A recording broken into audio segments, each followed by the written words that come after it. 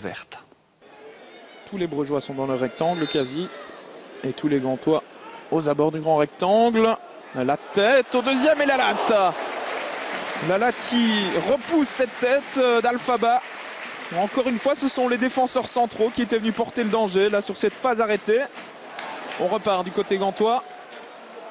Et on relance correctement dans les pieds d'El Ganassi. Encore une fois, c'est très bien joué de la part d'El Ganassi. Jorgensen, il a du champ pour frapper. La balle repoussée par Verbis dans les pieds de Koulibaly. Et le poteau qui vient à la rescousse des Brugeois. Ce n'est pas terminé.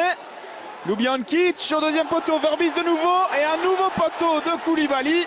Cette action va-t-elle se terminer? Eh bien oui, avec une frappe à côté de Yacine El Ganassi. Eh bien une action complètement folle dans ce match.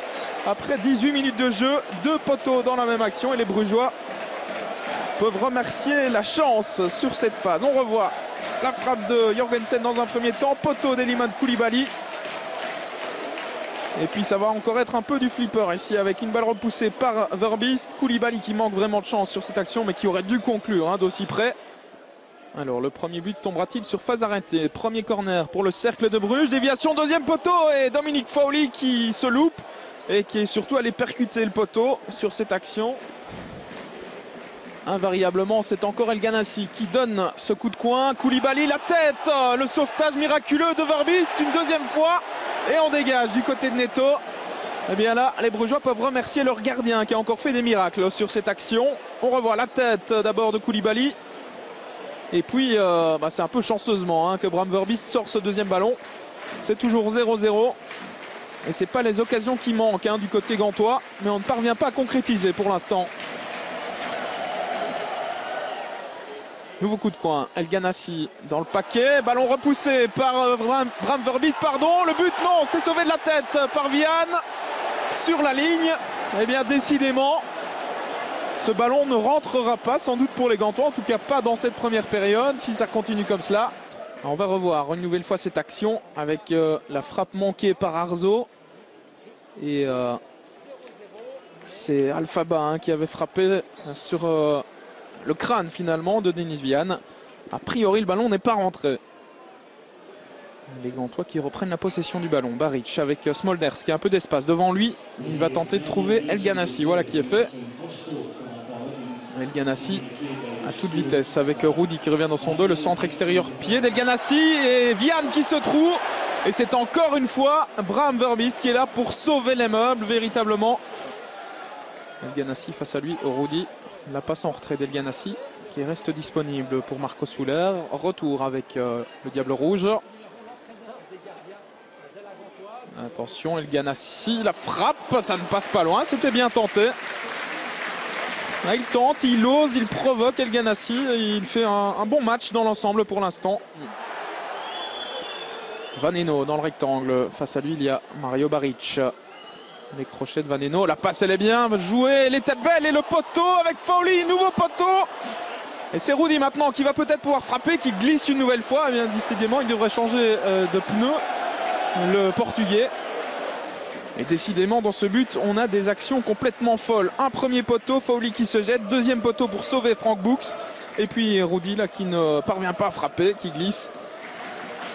Coup de coin d'El Ganassi. Premier poteau avec la frappe de Nahayo et une nouvelle parade 5 étoiles véritablement de Bram Verbis. Ce gardien, il fait un début de championnat tonitruant véritablement. Ce n'est pas terminé pour les Gantois avec Soler.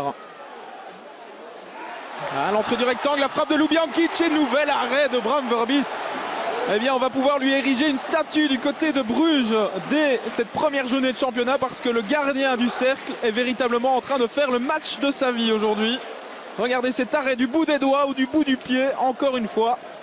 Et Marco Soler qui perd le ballon au profit de Rudy qui est reparti dans ses dribbles. Alors, est-ce qu'il va tenir droit sur ses jambes cette fois-ci? Oui. Rudy, la passe, elle est magnifique. Christophe Dan pour le premier but, il est accroché. Et que dit Monsieur Verweken? C'est un penalty. Penalty pour le cercle de Bruges. Eh bien, il va falloir revoir cette action parce que j'ai quand même l'impression que Christophe Dan est tombé à contre-temps dans cette action. Carte jaune par la même occasion pour Nahayo qui va être exclu. Voilà la première carte rouge des Gantois cette saison. Elle est pour Nahayo qui avait reçu une carte jaune après 17 minutes de jeu. Et pas de doute dans le regard de Monsieur Verweken. On va revoir ça avec Christophe Dan qui glisse véritablement tout seul. Ouais, il se trébuche dans son propre pied. Christophe Dan. Alors, Oleg Yachuk à 10 minutes de la fin de cette rencontre pour le 1-0 via le montant. 0-1 plus précisément. Le Cercle de Bruges passe devant grâce à ce penalty véritablement généreusement accordé par Monsieur Verweken. Mais voilà, les chiffres sont là. C'est 0-1, ouverture du score pour le Cercle de Bruges par Oleg Yachuk. Et c'est la fin de ce Gantois Cercle de Bruges. Victoire du Cercle 0-1. Du côté brugeois, on se satisfera évidemment de ces 3 points arrachés grâce notamment à un exceptionnel Bram Verbiest dans les buts. Du côté de la Gantoise, on va sûrement pester sur ce penalty qui va encore faire couler beaucoup d'encre dans les jours à venir.